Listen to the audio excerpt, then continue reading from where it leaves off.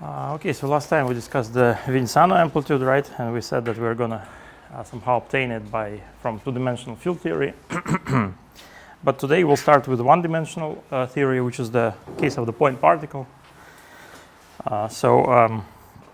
Mostly today we'll discuss the point particle.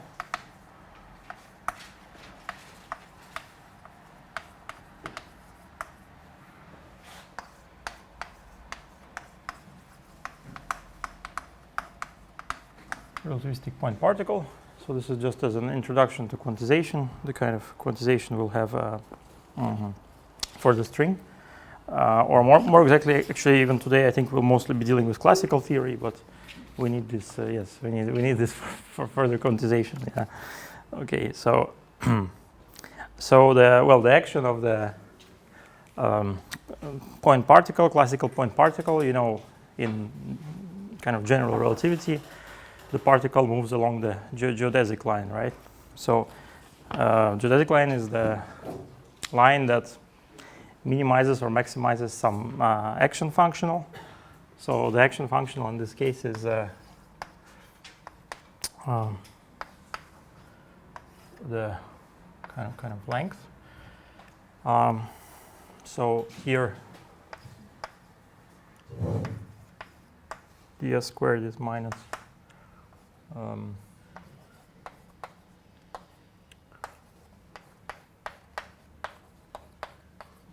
dx nu. And again, I'll try to use that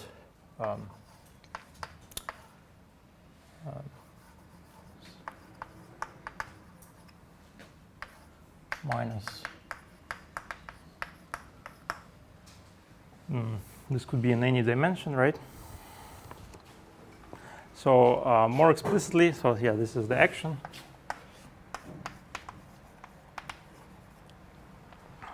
So more explicitly, let's parameterize our curve with a parameter tau. In this case,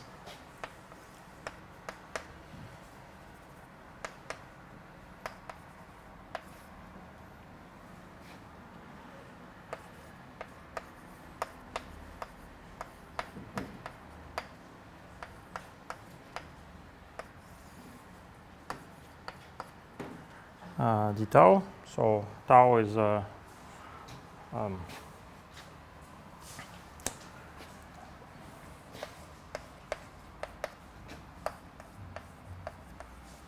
some parameter along the curve.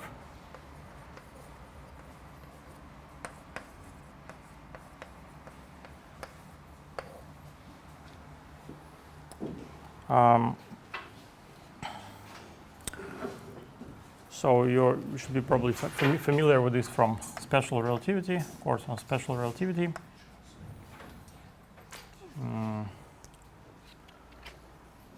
That's in general. That's also the action in general relativity, right? That's how a point particle couples to gravity. So if you have some gravity, some metric g mu, then the particle interacts with it through this kind of coupling.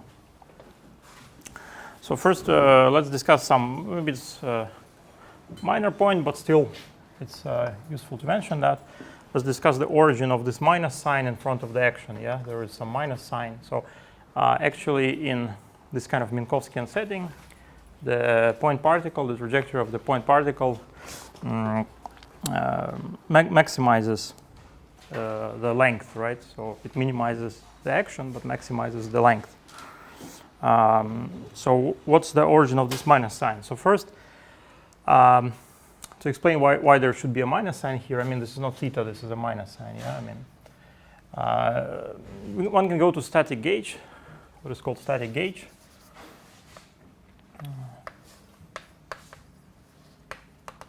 So this is kind of explanation one, is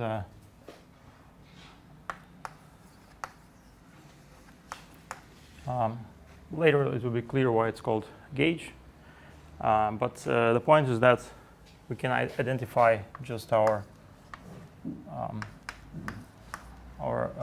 time variable in the Minkowski space with the time variable on the world line with tau. In this case, the action will be well, let's say the Lagrangian will be minus m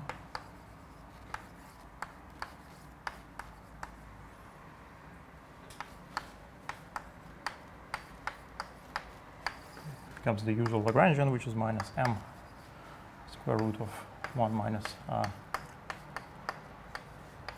so it's squared. So this is minus m plus m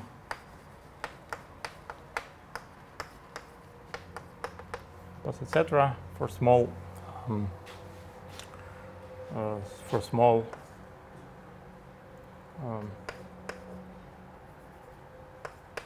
velocities.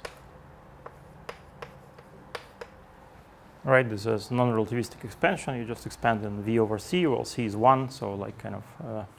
So then you get the positive definite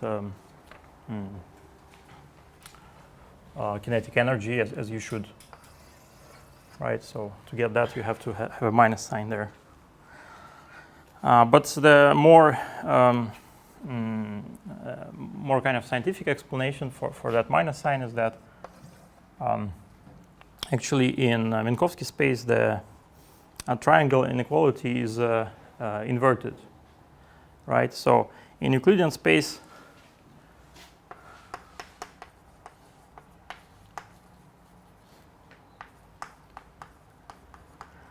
you have that a plus b squared equals a squared plus b squared plus 2ab. And this is smaller or equal than modulus a times modulus b. So this is smaller than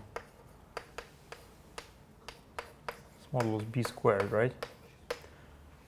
So we have a triangle inequality. In contrast to that, in Minkowski space, the direction of the inequality is the opposite one, right? Let's see that on the example of R11. So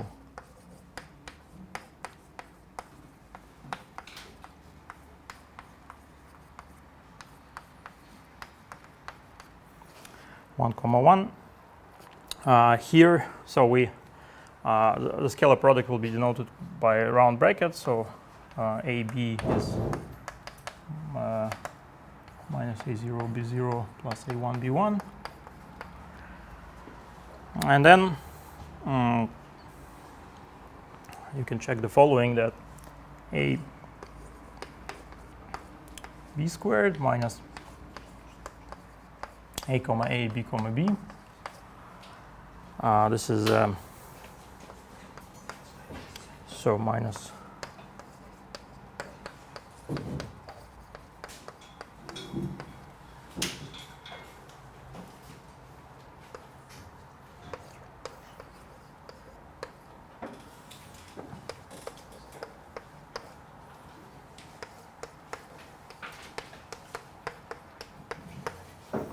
and just some simple calculation shows that this is A0 B1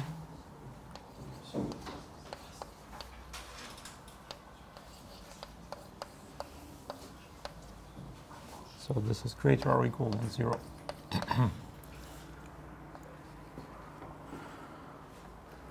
So the scalar product is kind of greater than the product of absolute values.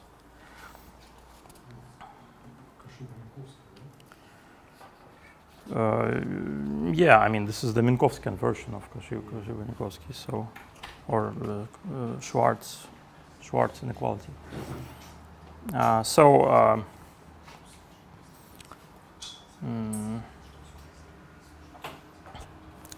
Yeah, so this can be nicely actually seen in a picture. So the picture is as follows. So we're considering, so there is a, this is the light cone, and this is a time versus space coordinate. And we have some time like geodesic, so there we have some some curve that runs like this, but you could approximate it by various various other curves, go like this, and eventually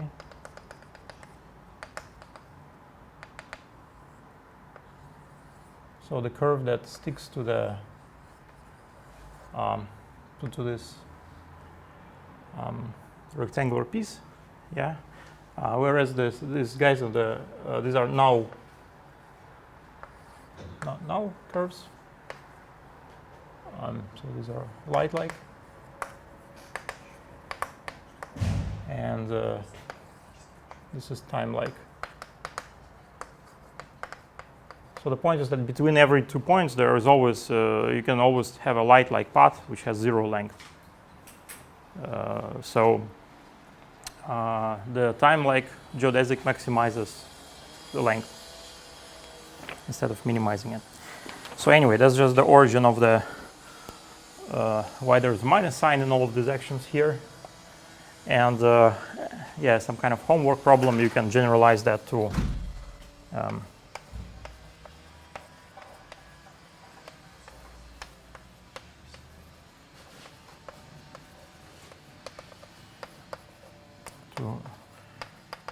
arbitrary Minkowski space. Generalize these arguments to arbitrary Minkowski space.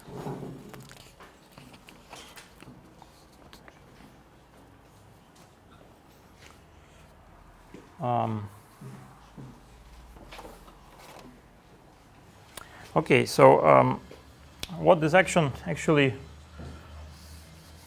describes, or let's say this action is a typical action of a so-called sigma model. Yeah, this is a one-dimensional sigma model.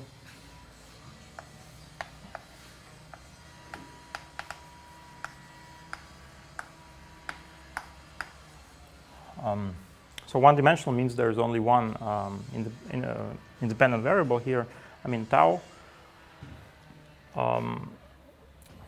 And the main fields of this model are these coordinates x's, which can be thought of as maps from R to the Minkowski space, which is R1 d minus 1. So this R is the R of time. And this is usually called the target space. I mean the manifold that you're mapping to target space. Yeah, so if you're actually considering a geodesic problem, then you have some boundary conditions, right, on your functional. So your tau goes from 0 to 1. And your boundary conditions are that x of 0 is x0, x of 1 is x1. So you're considering the curve of maximal length, as I said, between 2 points x0 and x1. So this is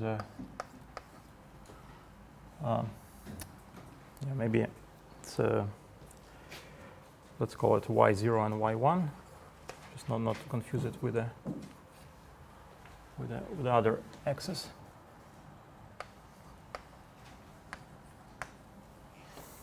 y1. And the geodesics are, well, they're solutions of the equations of motion that come from this action. And in general, these are nonlinear equations because the action is nonlinear. I mean, the action is not quadratic, I mean. So let's write out the equations of motion. So the equations of motion are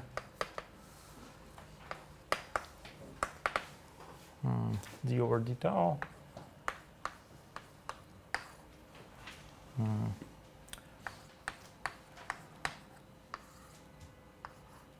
square root of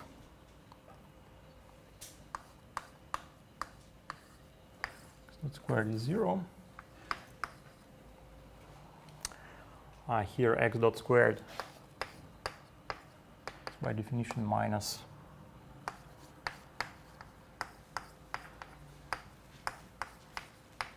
x mu dot x nu dot.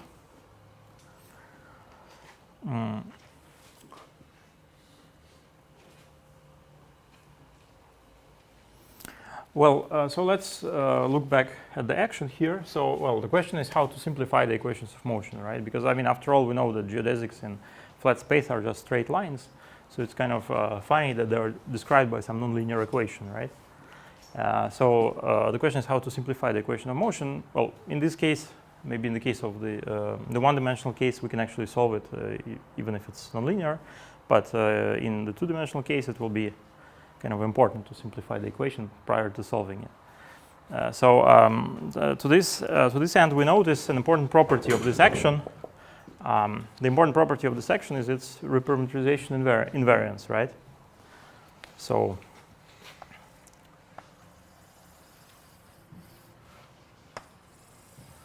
the key property is reparameterization invariance of the action, or diffeomorphism invariance. So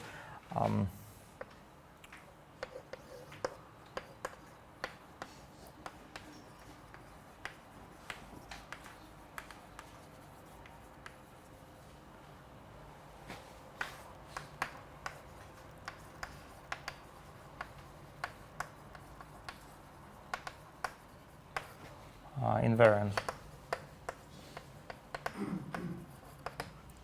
So what this means is that we can actually change the parameter tau in any way we like, right?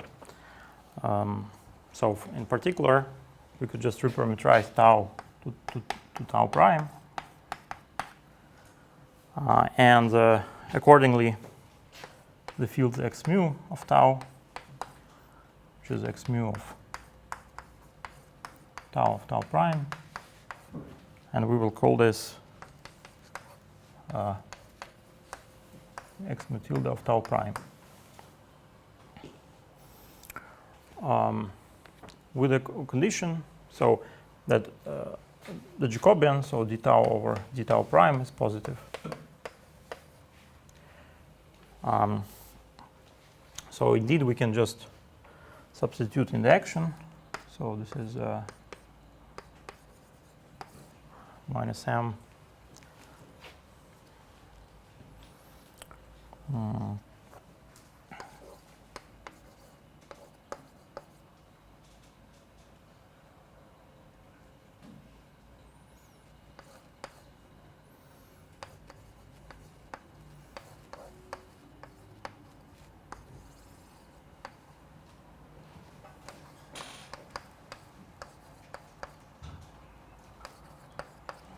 So this is d tau prime.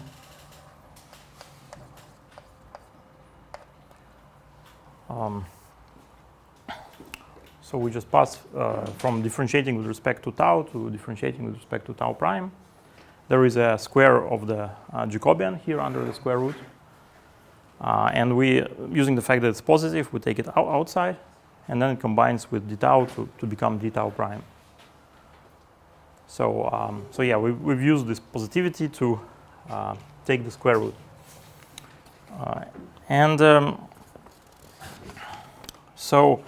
Of course, in principle, we should also require that tau prime takes values in the same segment as tau, right? So tau was taking values from 0 to 1.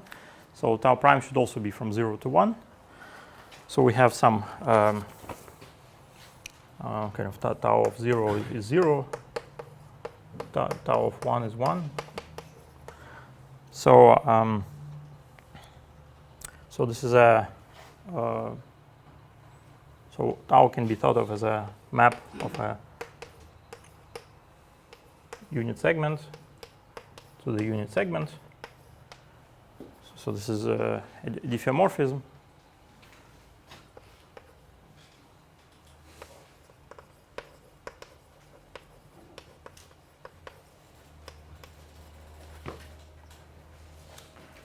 So if we draw a graph of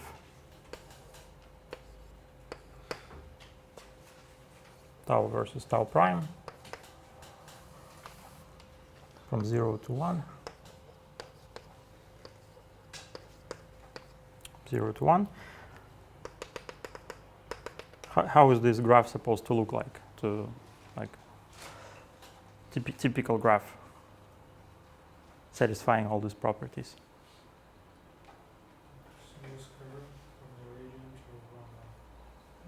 yeah, smooth curve, but I mean smooth curve. So for example, this is smooth curve.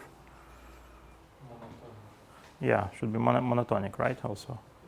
So for example, this is not diffeomorphism.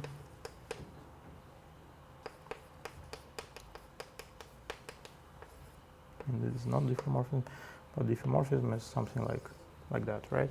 So this is this, and this is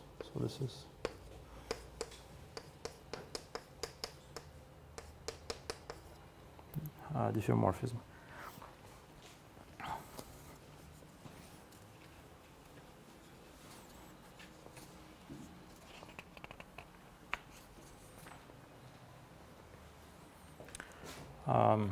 So the point is that this action, so of course, the reason for this is that, well, the choice of this parameter along our curve is arbitrary. So we can choose one parameter, we can choose some other monotonous function of this parameter, and that's still fine.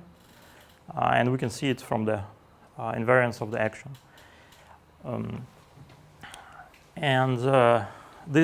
So this property, this invariance with respect to reparameterizations, can be used to simplify our equations or to simplify the system in general by choosing some gauge. And gauge means with respect to this diffeomorphism group, which is thought of as a gauge group. So you can choose some gauge. So one particular choice was that static gauge that we already used before. So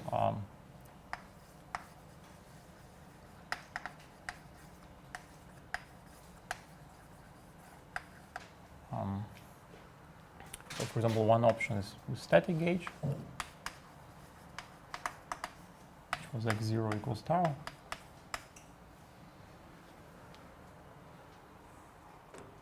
So that means we use our time in target space to be the parameter along the curve, right? So that means basically from the point of view of this picture, this means that we are projecting our curve onto this time axis.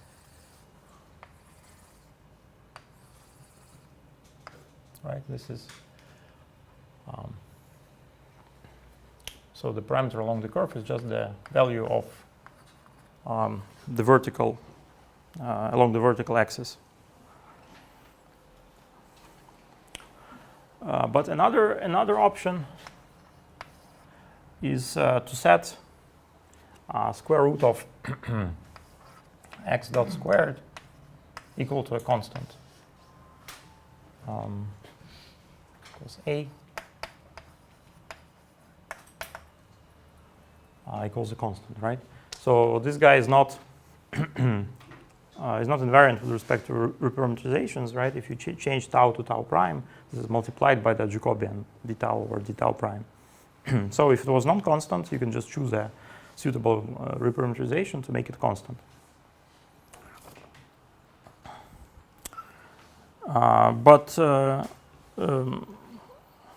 So actually, you cannot choose the value of a. So the value of a is fixed by your solution. Why? Because there is a invariant quantity which is d tau square root of x dot squared, right? So this is an invariant quantity, and we are integrating from 0 to 1. So if this is a constant, this is a, right?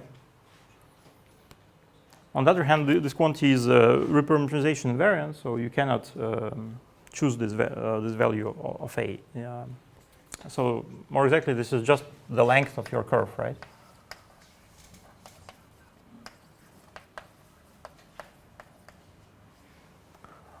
Excuse me, why would the reparameterization be monotonic in case 2?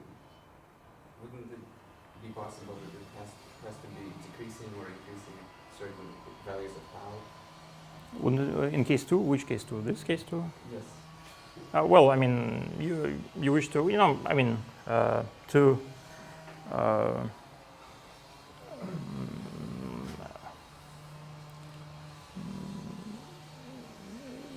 yeah, I guess I mean, you don't need it for this argument, you're right. But else, everywhere we will assume that it's monotonic. That's it. Yeah. Yeah.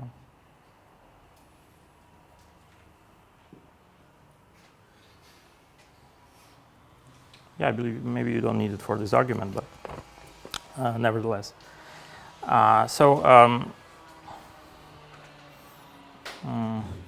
So the use of this gauge is that the equations simplify a lot, right? So the equations in this gauge just become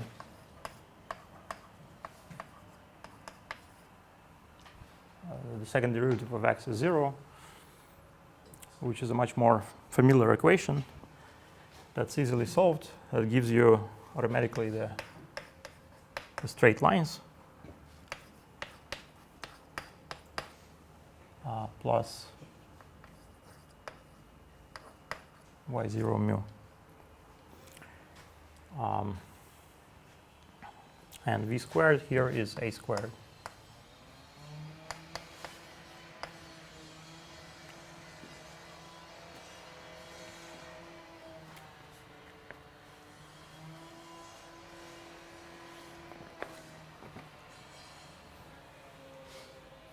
Right, so that we've solved the equations, therefore, in this gauge, and obtained that these are straight lines as it should be.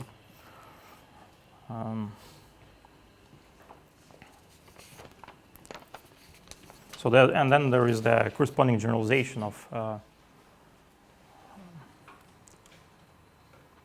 kind of this gauge in a two-dimensional setting, which will be quite useful.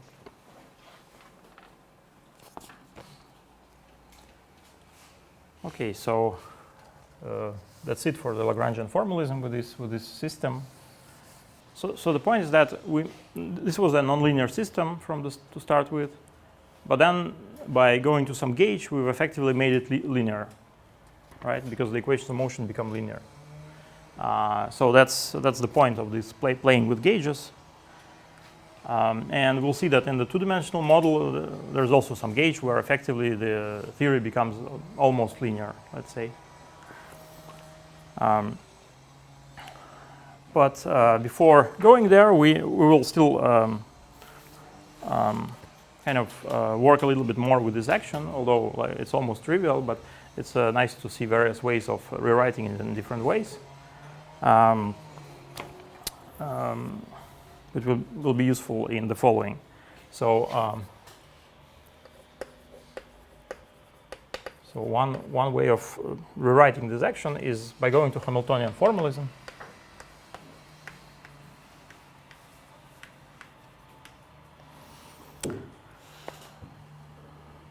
So that means we should introduce the momenta conjugate to our x variables, right? So this is dl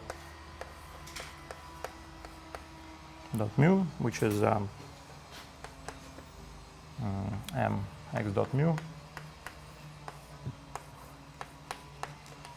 root of x dot squared. And in particular, so these momenta are basically standing here. So the equation of motion say that they are conserved.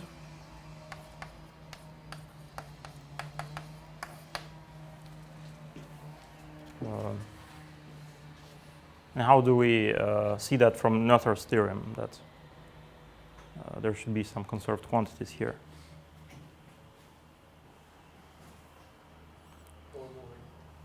Hmm?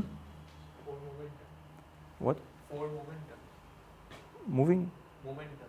Yes, momentum. What about momentum? It's a conserved quantity. Why? I mean, is the momentum always conserved quantity?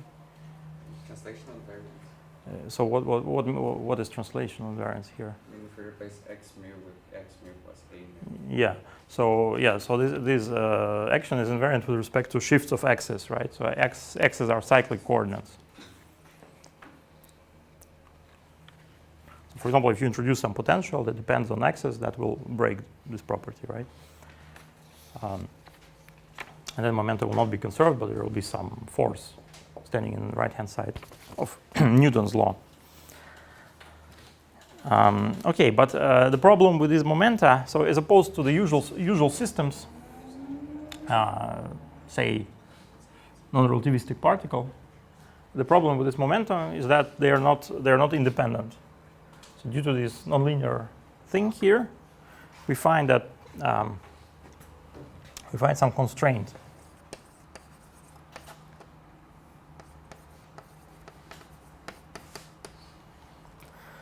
Which is p squared plus m squared.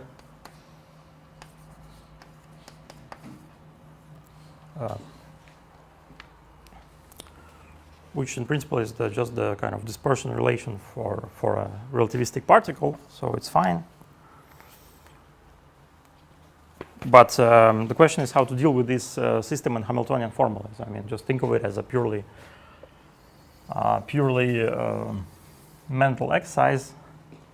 Like we have a Lagrangian formalism where we know we've written out the equations, but then we have this Hamiltonian formalism, and then there is some small subtlety that there is a constraint between the momenta computed in a canonical way. Like again, I mean, we don't have that in say non-relativistic particle, right? In non-relativistic particle. Yeah, exactly. That's what we're gonna do now. Yes, that's right. So, but first just notice that the Lagrangian. I mean, the Lagrangian is what stands here, right? I mean, I hope it's clear. This is d tau. This time is the Lagrangian. So Lagrangian is what stands under the integral. So this Lagrangian can be just rewritten in the following form. So as p mu x mu dot.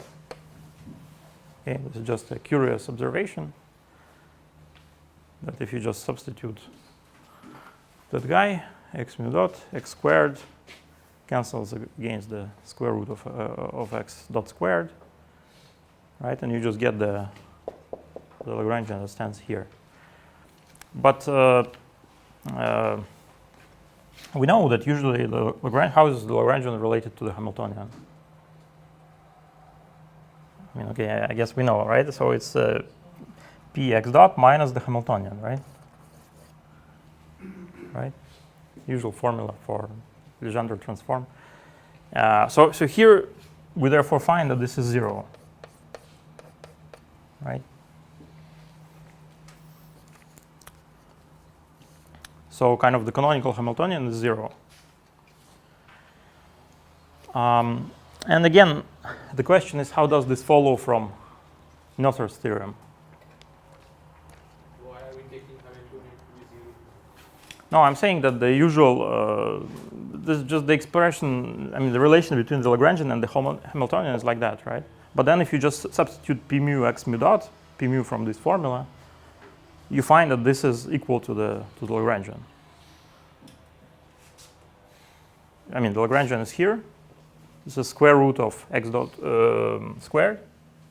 If I just compute p mu x mu dot, there is x mu dot times x mu dot, and I mean, I had some funny notation that x dot squared is there's a minus in the definition, right? So this will correctly reproduce the minus and everything. So you just get the Lagrangian. So we don't set the Hamiltonian to 0. We just deduce that it's 0 from this formula. Yeah, because these two guys are equal. But on the other hand, this is the canonical formula for how the Hamiltonian is related to the Lagrangian. So If we have deduced that h is equal to 0, but what does it mean? So that no Hamiltonian. yeah, no Hamiltonian. I mean, that can happen. But instead of the Hamiltonian, we have this constraint, right? That in principle we should take into account. So it's not quite true that the system is just described by this kinetic piece, right? Because p's are subject to a constraint. So that will pass through once again. But the first thing we want to talk about is why the Hamiltonian is 0. I mean, why the canonical Hamiltonian is 0 from Noether's theorem. It's from gauge. Is what? From gauge symmetry. Which symmetry? When the representation. Yes, and so what? Then we have not only time shift, we can shift on local symmetry. Yeah. But in principle, it's correct. Yes. So the funny thing about this system is that, well, how do you compute the Hamiltonian in usual systems? Or actually, how do you compute any Noether charge? There's some symmetry. So, for example, how do you compute the momentum? So, for example, x mu. The theory is invariant with respect to x mu. Goes to x mu plus epsilon mu, right? This was a translation symmetry, right? So how do we compute the momentum? We now replace this epsilon mu by a function of time, right? Now the system is no longer invariant with respect to that. And we'll have so the variation of our Lagrangian will be to first order in epsilon. So if epsilon was a constant, this would be 0, right? So, and the Lagrangian involves only first derivatives. So, it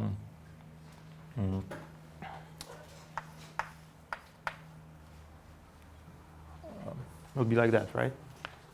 Variation of the Lagrangian is a derivative of your parameter times something, which therefore has to be conserved because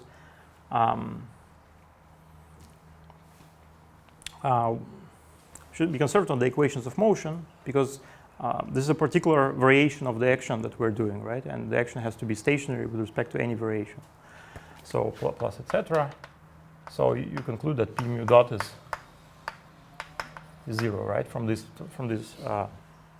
and by actually computing the variation of the Lagrangian, you find the actual expression for p mu, which of course is just derivative with respect to x mu dot also by trivial reasons.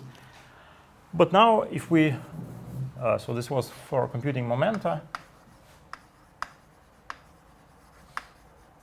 But now if we want to compute the Hamiltonian,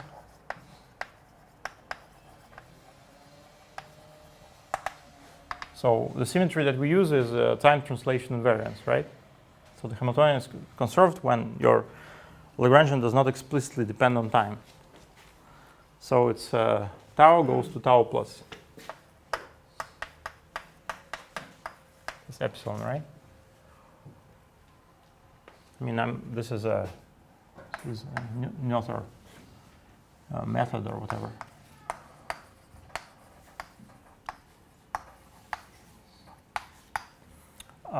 So again, to compute the Hamiltonian, you would have to replace here epsilon. Epsilon is a constant originally. Now you replace it with function of time, right? And then you should compute the variation of your Lagrangian. Should be epsilon dot times the Hamiltonian, right? So but we know that actually in this particular case, everything was reparameterization invariant. So you could replace tau with an arbitrary function of tau. So actually this particular action is invariant with respect to local reparameterizations. And so as a result, there will be no epsilon dot terms, or actually no terms at all, right? This will just be 0. So it follows that the canonical Hamiltonian is 0.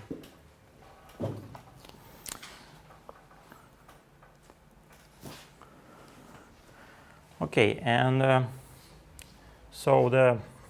however, this theory is not trivial because I mean it describes at least these straight lines. Somehow it has equations of motion and so on. So I'm sorry, excuse me. Why would it be 0 because of the reparameterization invariance? Because reparameterization invariance is precisely replacement of tau to some function of time. Yes. So I would imagine delta L would be invariant. The variation of Lagrangian would be 0. Yes, variation of Lagrangian is 0. But why would H be also 0? No, because by Noether's procedure, the conserved charge is the coefficient in front of the derivative in the variation of the Lagrangian. So the variation of the Lagrangian is 0. Therefore, there is no such term at all. Right? Yeah. As opposed to like usual systems, for example, non-relativistic particle, where you do this kind of change of variable.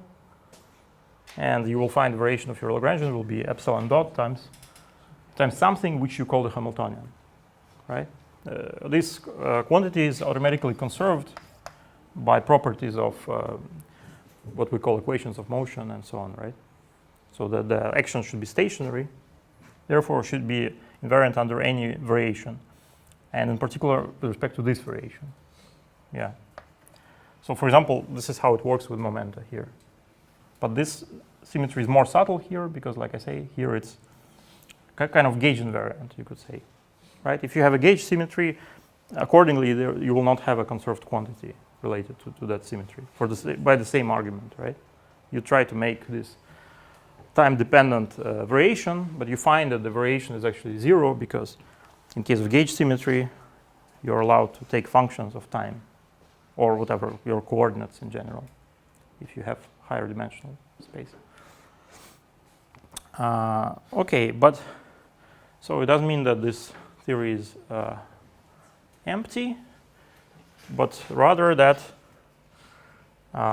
we should indeed insert this constraint in our description. We should not forget this constraint in our description.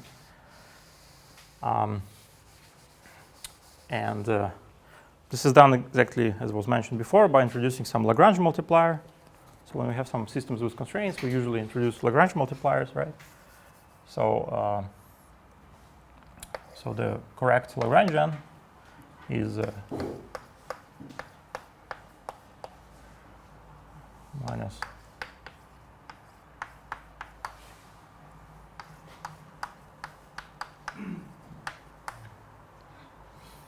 so this is a Lagrange multiplier.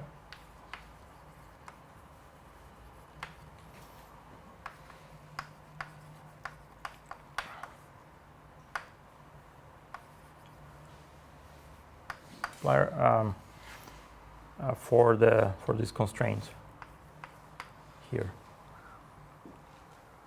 So it's a new variable of the theory that depends on time.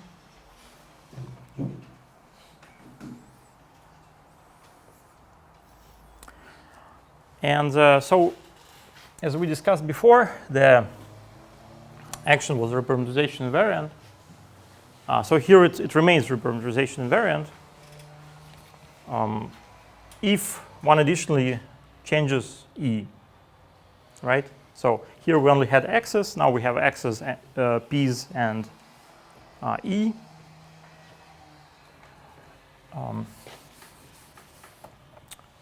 So the action is the integral of that L. And the correct change of E, so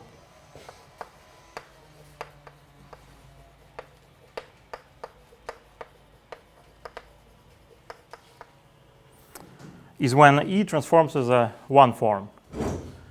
So on our world line. Okay, so maybe for future reference, we'll mention that, well, the trajectory of the particle is called a world line, right? I mean, it's quite obvious. So representation variance says that E of tau d tau should be transformed as E of tau prime d tau over d tau prime. So this by definition is E tilde of tau prime d tau prime. So that means that basically is a one form on R tau.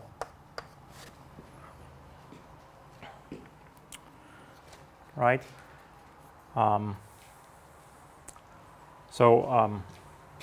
Because, well, how to see that this is invariant? Well, first of all, because the first term is also a one form, right? Is p mu minus E minus p squared plus m squared. Right? So the first term is invariant because basically what stands here is dx. Again, it's independent of parameterization. if you change tau to tau of tau prime, there you get Jacobian from here. It cancels against the Jacobian coming from the derivative, right? So, I mean, the first term is just the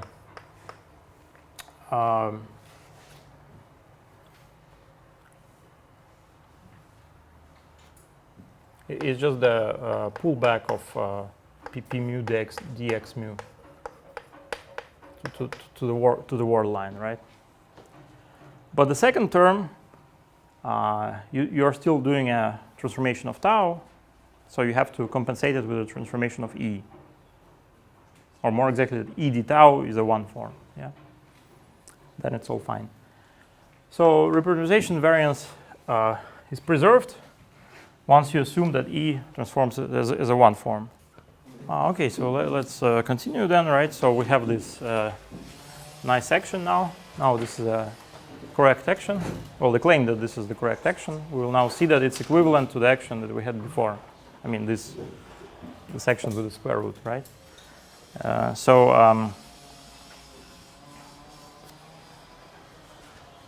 Yeah, so first we can check that the solutions to the equations are the same as they were. The equation for P says that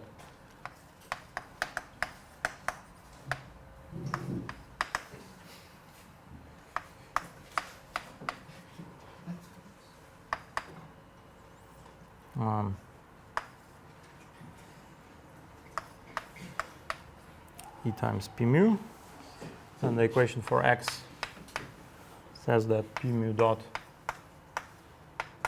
is 0. The equation for E says gives the constraint, right? So P squared plus M squared equals 0. So therefore P is a constant, so we can solve the first equation as X mu equals, well, we called it Y0 plus P mu is integral d tau tilde 0 to tau.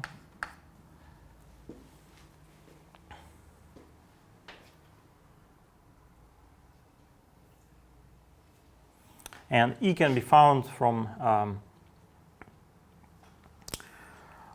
equation, from squaring equation 1 and using the constraint. So these two equations give that E is 1 over m square root of x dot squared. So basically the solution then just says that x mu is y0 mu plus p mu over m times the length times the length, right? So this is L. I mean, it's not E, L. So this is the length. This is a unit vector.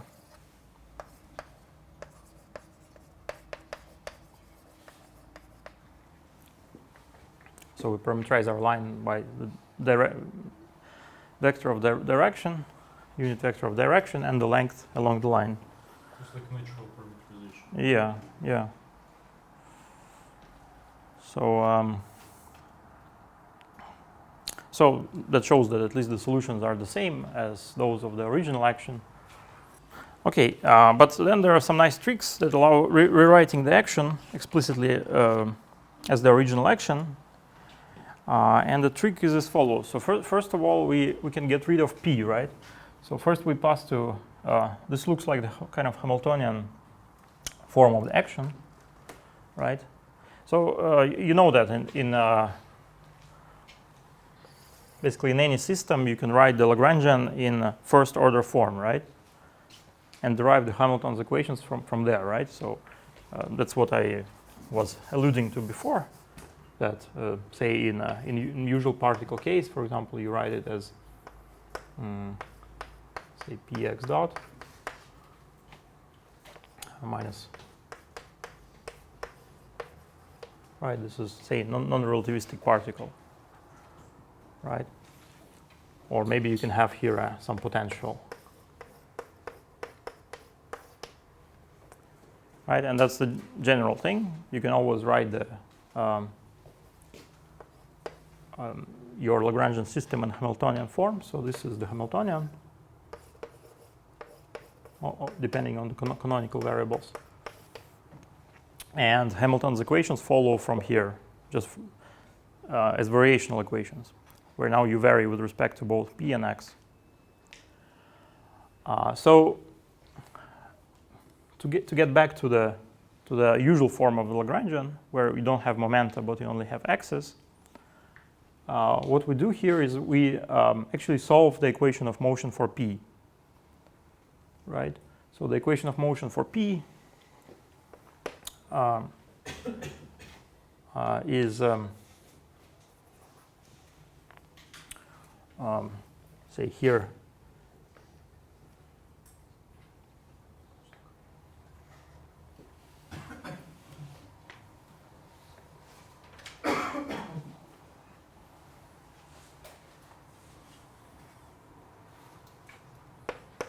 so 1 more over to m p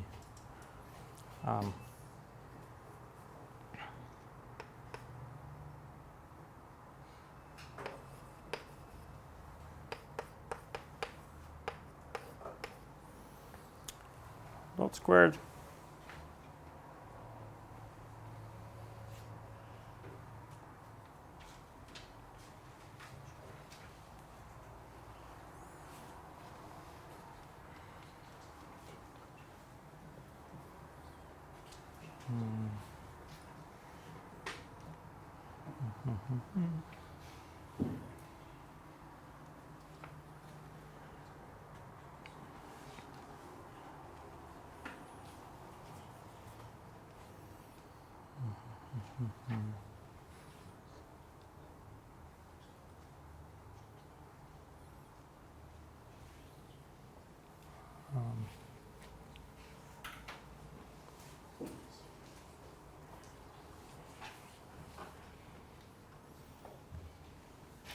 a factor of 2 somewhere.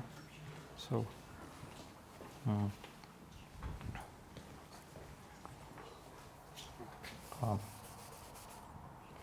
so anyway, we just solve the equation for p. So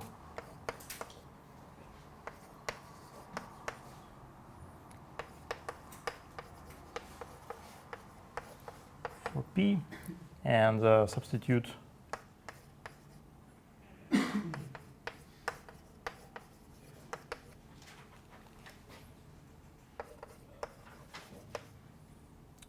back in the action.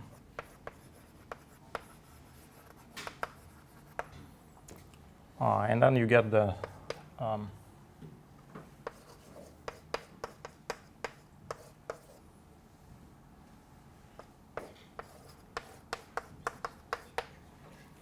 standard form of the Lagrangian expressed through velocities.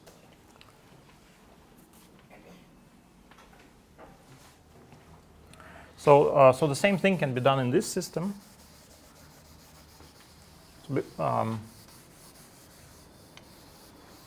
Namely, we can solve for p and substitute back in the action. So the fact that we use here is that the equation for of motion for p is doesn't contain derivatives of p. Basically, the fact that we can make such a transformation means that we have a Legendre transform, right? Invertibility of Legendre transform. Yeah, of course. Passing from is a Legendre transform. Yes, that's right. Because we substituted p as a function of x velocity. Yeah, that's right. Yeah.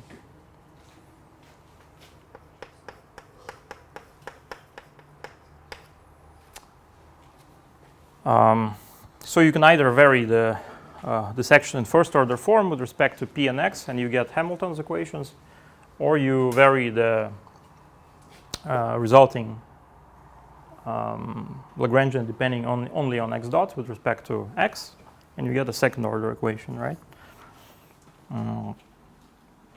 So in this system, this means the following, that This can be written as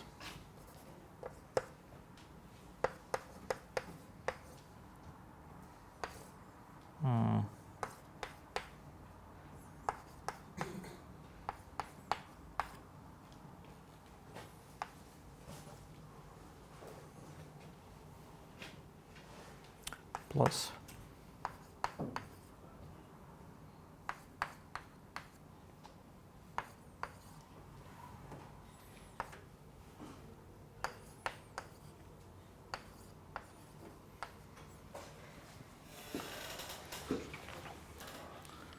right. What I've written here is just a trivial rewriting of this Lagrangian by completing the square with respect to p. So the particularly nice situation here is that the Hamiltonian is quadratic in p. I mean, this is not a Hamiltonian, there's some constraint, but anyway, this what replaces the Hamiltonian. Or like the Hamiltonian is quadratic in p here. This is, I mean, this was non-relativistic case. Yeah, I hope this was clear. So this was just some example. So the Hamiltonian is quadratic in p, and therefore the equations of motion for p are linear equations. So p is nicely expressed. This is the same as just rewriting this, completing the square with respect to p, right? So the equation of motion for p will just say that this is 0, right? So this is 0 on the equation of motion.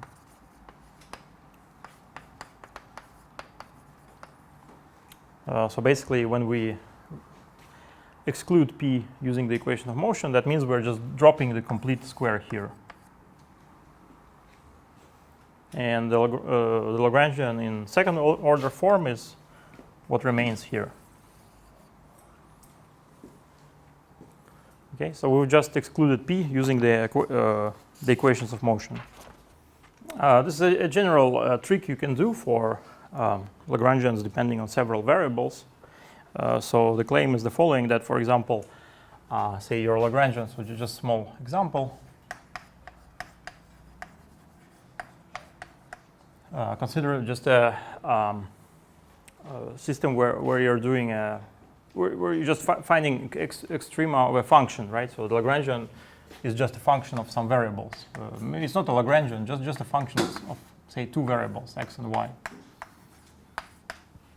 And you want to find extremal values, so dl over dx, dl over dy should be 0.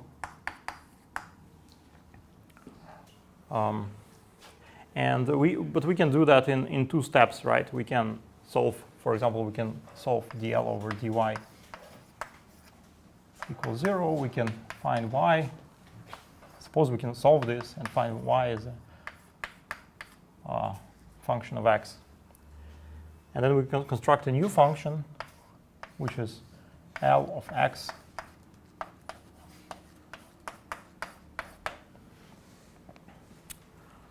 and we can extremize this new function, right? So now it's a function of 1 variable x. So dl tilde over dx equals dl over dx at fixed y plus dl over dy at fixed x times dy 0 over dx. But this was already 0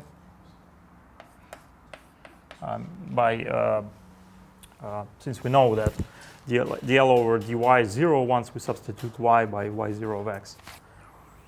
So setting this to 0, I mean this whole thing to 0, is the same as setting the remaining, as using the remaining equation dl over dx being 0.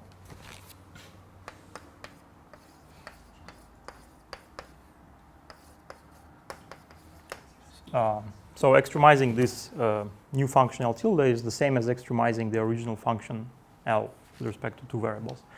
So this just shows that you can do this extremization stepwise. You can extremize with respect to some of the variables, maybe some easy ones. And if you can solve the corresponding equation for the variable that with respect to which one you're extremizing, then you can substitute that in the Lagrangian and in the inner function and continue extremizing. So that's what we're doing here, right? Here we're using the fact that some of the variables enter without derivatives. Of course, if that won't work so easily if there are derivatives involved.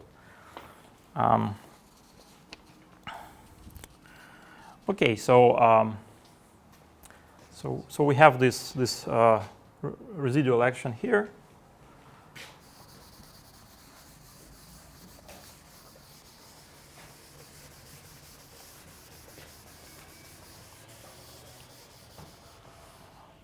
And now we can again do the same trick and extremize it with respect to E. Right? Again, E enters without derivatives. Remember that this is E, right? E is a function of tau. So second step is extremize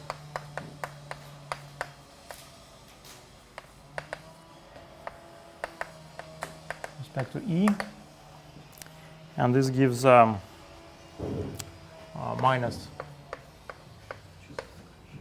x dot squared over E squared minus m squared equals 0, so that E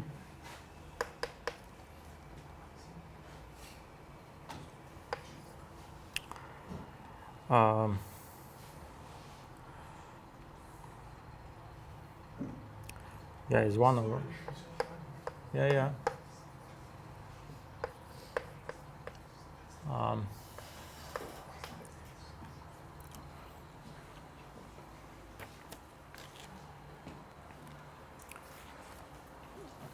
yeah, there was some question.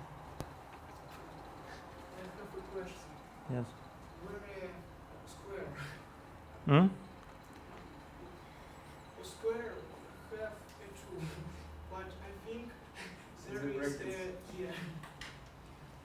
What about the brackets? In the brackets half, we need to change one E in The equations of motion. 1 over 2e, yeah, or something. 1 over 2e? Yeah, 1 over 2e. Over E. Over e? Okay, 1 over e. Yeah, probably. Yeah, right. Okay, thank you.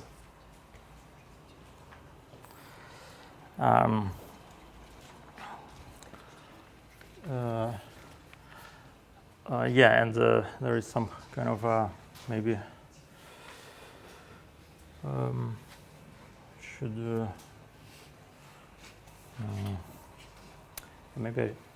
maybe I shouldn't use that notation with the minus absorbed in the square. So let's just write it more naturally this way. So E is 1 over m square root of minus x dot squared. And now we substitute it in the action.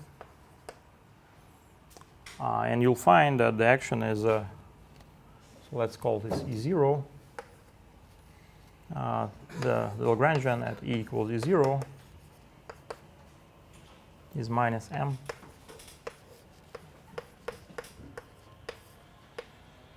minus x dot squared.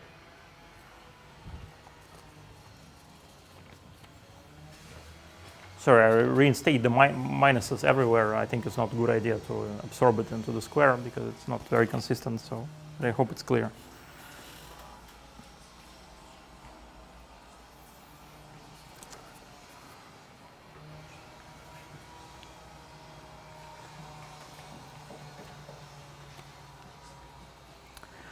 Okay, so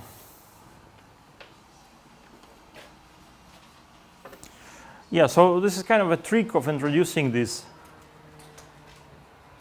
this E field here. Or more exactly, in Hamiltonian formalism, the introduction of E is strictly necessary, right? Because we have this constraint. But then there is this intermediate formula, which is this one. The intermediate formula here. This is kind of looks like a trick of introducing an E field and rewriting the original action in this form. This is so in a two-dimensional setting. This is called kind of Polyakov action, Polyakov form of action.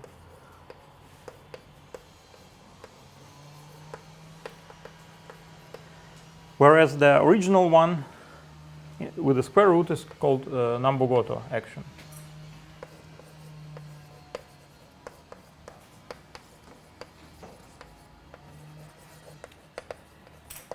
More exactly, these are the names in the two-dimensional setting, but this is the one-dimensional counterparts. And the reason why this action is kind of, this Lagrangian or action is kind of nicer than that one with the square root is that it doesn't have a square root. Okay, it looks more like the usual Lagrangian of mechanics, where you have something quadratic in derivatives. So in particular, the equation of motion for x will be linear here, right? And the nonlinearity is hidden in this E field that we've introduced. Okay, and actually this, although it has, it's called Polyakov action, but these kind of tricks have been known in mechanics for a long time.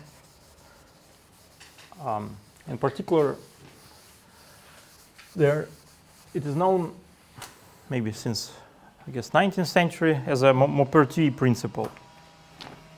Yeah, so this is a side remark, not having to do with this model in particular, but just explaining that these kind of tricks are not special for sigma models.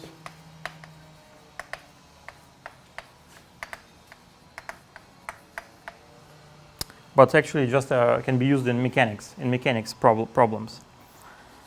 And there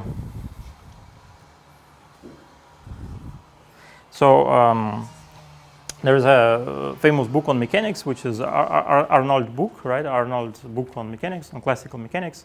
And in that book, he also describes the Maupertuis principle by starting, and he starts by quoting Carl Jacobi, who said that, Carl Jacobi said that almost in all textbooks, even the best ones, this principle is presented in a way that one cannot understand.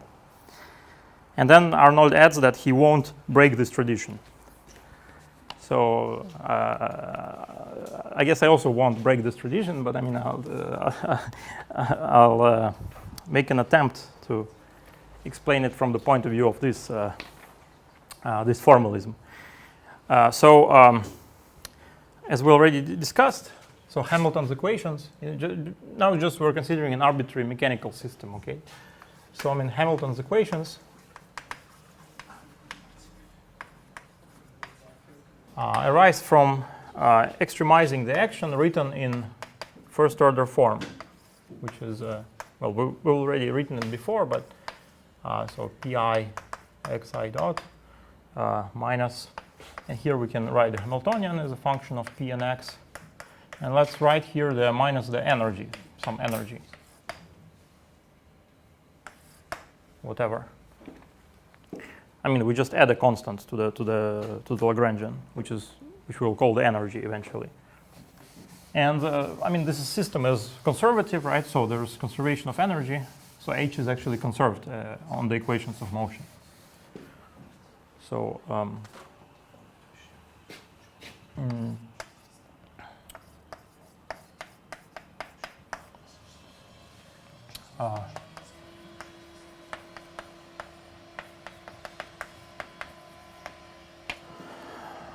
okay, so but you see, we discussed before that there is this nice property of parameterization invariance, whatever it means, right? So we have some systems with reparameterization invariance, but this system does not have reparameterization invariance, for example, right? Why? Because, well, the first term is always reparameterization invariant, but the second term is not. So let's do something to change that, right? Let's make it reparameterization invariant. So to this end, we can introduce a new action S tilde,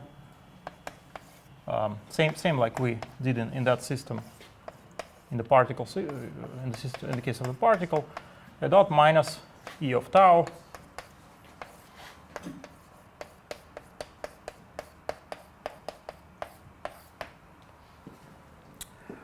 where E is a new field, same like we did before. And now the system is reparameterization invariant.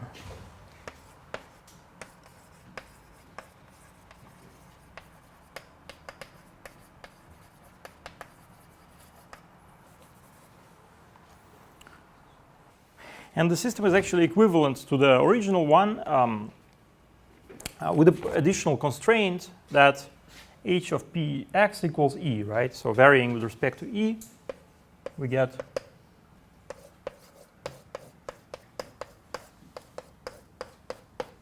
so that's like studying the original system on a fixed energy level. But now let's consider a particular class of systems, again quadratic in the momenta, because we like to eliminate momenta when systems are quadratic in momenta.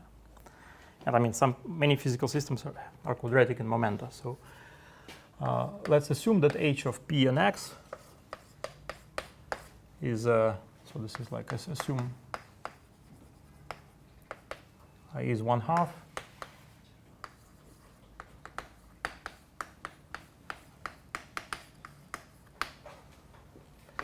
plus some potential. So your usual system in mechanics, it has a kinetic energy and potential energy. Yeah, so then we can eliminate P from this action using the equations of motion, right? Same like we did before. So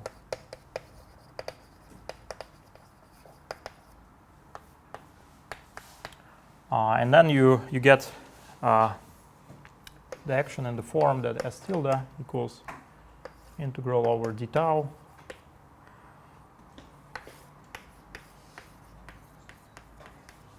tau gij of x xi dot xj dot minus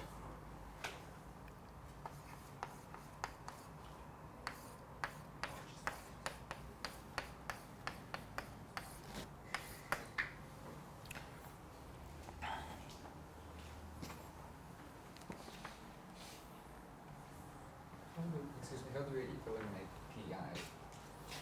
pi? pi. We just vary with respect to pi and solve, We get the equations of motion. yeah, which are linear equations, right? Equation of motion is just that gij pj equals x dot I, right? And we invert, so G with upper and lower indices are inverse matrices. Matrices inverse to each other. Now if we vary with respect to E, now we can vary with respect to E.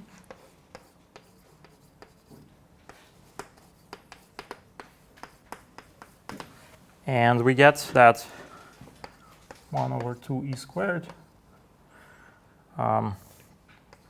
gij x xi dot xj dot plus v of x is E. So this looks like the conservation of energy. I mean the and indeed it is conservation of energy. Because the point is, maybe I should have said that, so to establish equivalence of these two systems, S and S tilde, we can as well fix a gauge. So here is the reparameterization invariance, right? And we can use that to fix the gauge, right? And to go from here to here, we can fix the gauge.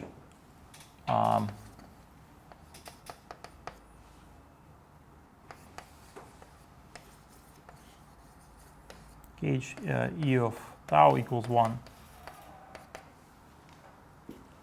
Right? E transforms as a 1 form, so it's multiplied by the Jacobian, so we just use it to set E to 1. And we get that system, but prior to fixing the gauge, we should vary with respect to E, which gives us the energy constraint. So this shows equivalence of this system on a to the first system with a fixed energy level. So this system is kind of subsystem of this one, yes, because it chooses the energy level. And in this gauge, if E is 1, then this is just the conservation of energy for the original system, right? I mean, just the energy of the original system. Okay, and so so now we can solve. So instead of setting E to 1, so when you set E to 1, you get to the original system. But instead of doing that, we can just eliminate E from this equation, right? So this we can solve for E. Same like we did before.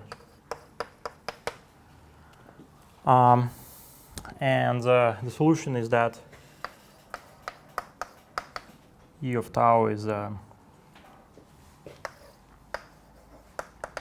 Jj of x xi dot xj dot over 2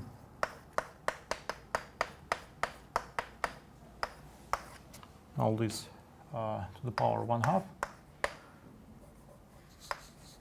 so square root. And so substituting this back into action, we get that S tilde is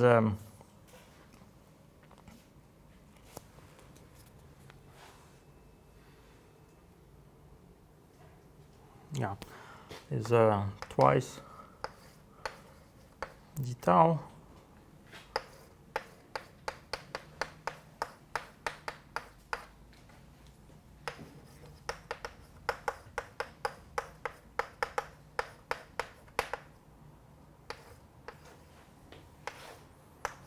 to the power 1/2. So so this is the end point of this discussion, that we started with an action like this, right? Or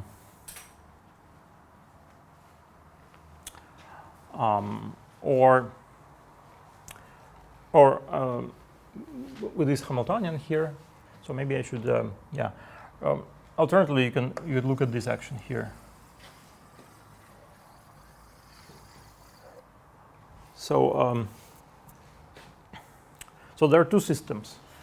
One is this system with the gauge, with the choice of gauge E equals 1. So you just forget the E here, okay? So these are a mechanical system with kinetic energy being this and potential energy being this, right? This is essentially the original system written in second order form, right? So I mean, this system with this Hamiltonian is equivalent to this system. And the second system is this guy with the square root action, right? And so these are equivalent systems.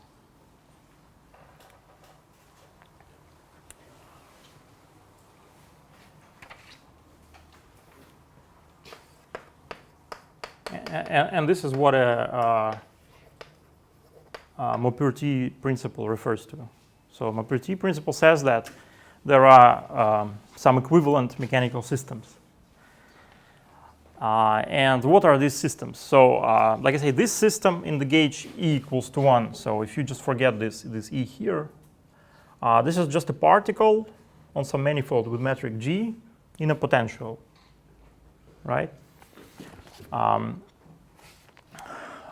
Whereas this system precisely looks like the Nambu-Goto action, right? With some metric. So extremals of the Nambu-Goto action are geodesics, as we know, right? Because this is just the length. But the point is that the metric is so there is effective metric. So this guy describes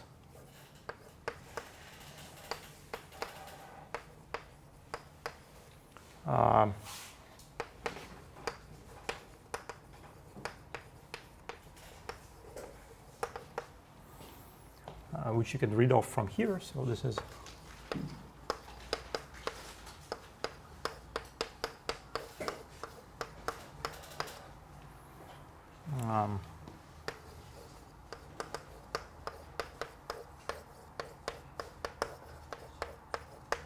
dxj.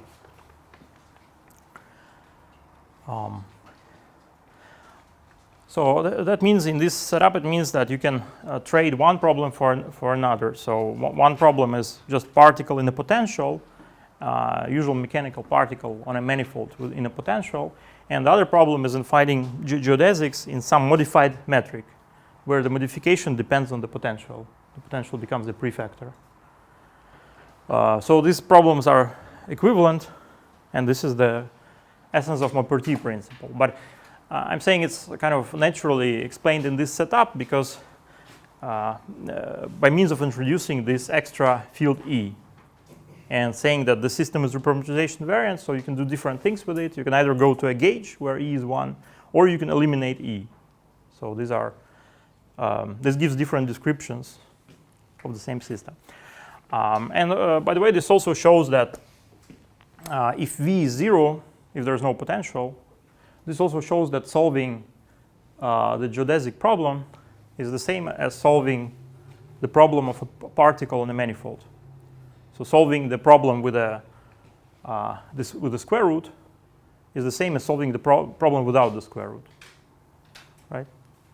So, and this problem is much nicer, right? Because it doesn't have a square root. It just looks like particle and potential, just kinetic energy of a particle and a potential. But they're equivalent. They're related by just choosing a gauge for this different parameterization of your trajectory, basically.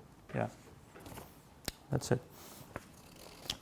So, okay, so yeah, maybe we should stop here, I think. Yeah, so let's stop here. And so that's all about the particle. And so next time we'll do similar manipulations with the two-dimensional theory.